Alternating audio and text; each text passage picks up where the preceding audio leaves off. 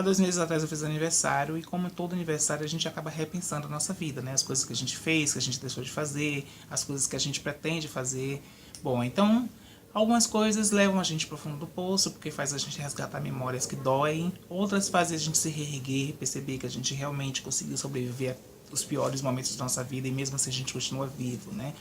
Então hoje, repensando o meu passado, há 30 anos atrás, eu estou bem pensativo em relação ao meu pai, a minha convivência com meu pai, que foi uma convivência que nunca existiu na minha vida e como é que isso acabou acarretando minha vida inteira, como é que eu consegui passar por esse processo de vida sem ter um pai do lado.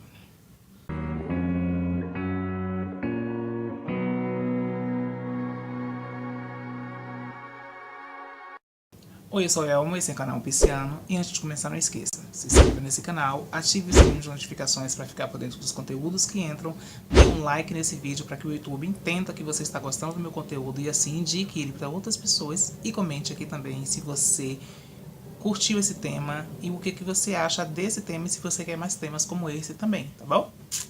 A minha relação com meu pai já começa que o meu pai não era casado com minha mãe, né? Eles foram apenas namoradinhos de juventude e desse namorico entre eles acabou nascendo essa pessoa que está aqui agora, que sou eu mesmo, tá?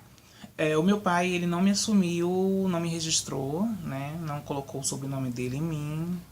Ele morava longe de mim, então as poucas vezes que eu via meu pai eu tinha que visitá-lo, poucas vezes ele me via, mas assim, eu não tenho pouquíssimas recordações de vezes que eu encontrei com meu pai, são poucas vezes mesmo. Eu me recordo que quando eu tinha uns 5 anos de idade, eu estava brincando, e aí uma tia minha me chamou para falar para mim que meu pai tinha falecido.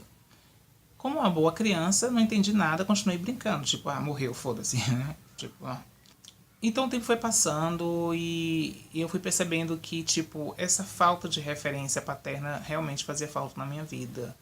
Quando as pessoas começaram a perceber o meu jeito mais delicado de ser e tudo mais, eu comecei a pensar se ter um pai não seria legal para ter um homem que pudesse me defender do mundo e pudesse, sei lá, né, ser meu herói, meu guerreiro.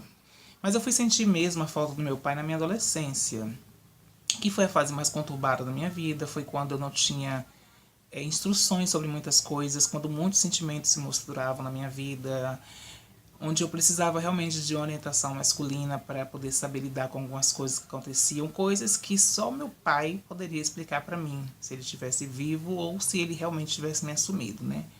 Quando você tem um pai falecido que não te assumiu, é como se ele morresse para você 2 vezes, né? Porque o meu pai ele faleceu, mas ao mesmo tempo ele não era presente na minha vida. Então era uma falta dupla que eu sentia. Falta dupla não pelo sentido de que eu poderia contar com ele para alguma coisa, mas pelo sentido de que talvez nada pudesse ser resgatado mais, entendeu? Eu não poderia ter a chance, nós não poderíamos ter a chance de resgatar os nossos laços, estreitar nossas relações, resgatar a afetividade que existia entre nós, porque, enfim, né? Junto com essa questão do meu pai veio a questão da família do meu pai, os meus irmãos por parte de pai, os meus avós paternos, os meus tios paternos, que foram pessoas que teoricamente também eu não tive contato, porque como meu vínculo com meu pai se quebrou pela falta de afetividade, pela morte, por outras coisas, eu acabei também não tendo esse vínculo com a minha família paterna. Então, hoje, com 35 anos, eu posso dizer para você que eu sei dizer para você o que é que você viveu uma vida inteira sem falar uma palavra. Porque até hoje eu não sei o que é dizer pai para alguém, né? Tá, tenho meu pai de santo, tudo bem, mas assim, pai no sentido paternal, no sentido biológico da coisa, eu nunca soube e nunca vou saber o que é fazer isso, né? Eu já sofri muito com a falta do meu pai, mas eu nunca sofri com a falta do meu pai pela questão que ele tinha morrido, entendeu? Eu sofri com a falta do meu pai por uma questão de não ter mesmo. Então, assim, muitas vezes eu me via triste e tudo e pensava, nossa, como é que seria a minha vida se eu tivesse meu pai? A quem eu poderia recorrer se eu tivesse meu pai e tudo mais. A minha mãe, durante a vida dela toda, ela sempre fez o possível para suprir essa falta e me dar o acolhimento que eu não teria por parte do meu pai, né? Então, a minha mãe foi meu pai, minha mãe meu pai. Nossa, minha mãe, como várias mães no Brasil, fazem isso, né? Eu não sei te dizer como é que eu seria hoje se eu fosse uma pessoa criada por um pai. Não sei que tipo de orientação eu teria, não sei se eu seria uma pessoa melhor ou uma pessoa pior.